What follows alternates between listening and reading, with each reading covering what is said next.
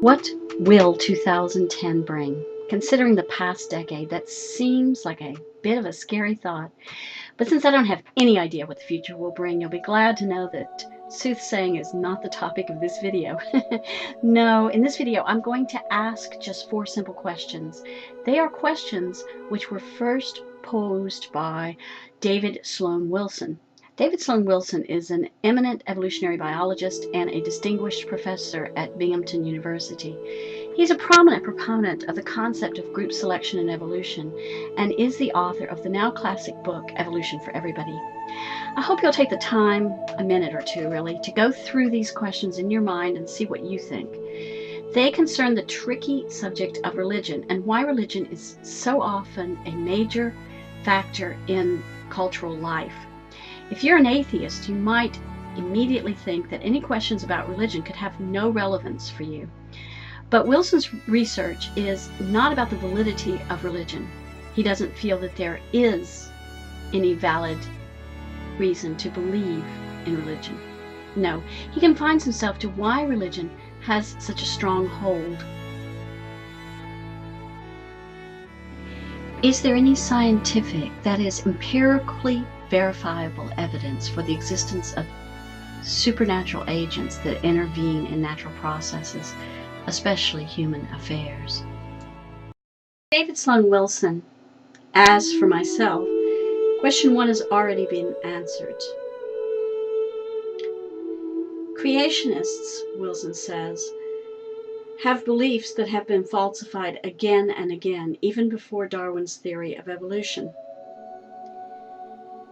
This falsification can be found in both evolution and in geological discoveries that were made during the early 19th century. In other words, before Darwin, even before Darwin.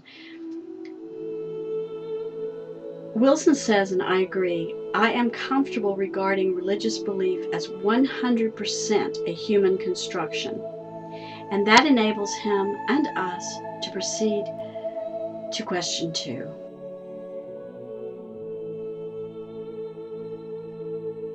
The second question is, how can we explain the phenomenon of religion in naturalistic terms? And remember, naturalism is the position of the sciences that all phenomena or hypotheses commonly labeled as supernatural are false and therefore can be falsified. Falsifiability, just to refresh your memory, can also be called refutability.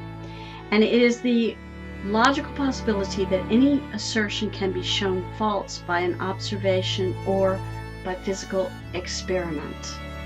So think about it one more time. How can we explain the phenomenon of religion in naturalistic terms? Okay, on to question 3. The third question, and this one can get a little bit tricky for atheists, so just suspend disbelief and see if you can find both good and bad impacts of religion, because the third question is, what is the impact of religion, good or bad, on human welfare? And again, I know it's difficult as an atheist to think that there could be any, or to perhaps think there could be any good impact.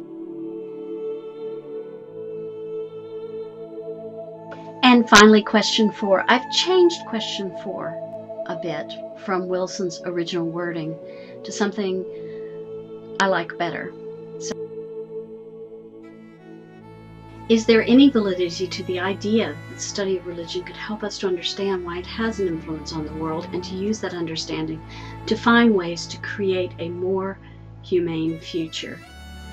I know that if you are an atheist, it might be hard to come to terms with the idea that we could think about religion in the same way that we think about other phenomena. But if we could do that and study it, maybe we would understand why it has such an influence, and often a negative influence, on world cultures. And in doing that, we could ameliorate or make better what it's doing to the world. and we'd have to do it dispassionately. Hope you guys have a great new year. Bye-bye.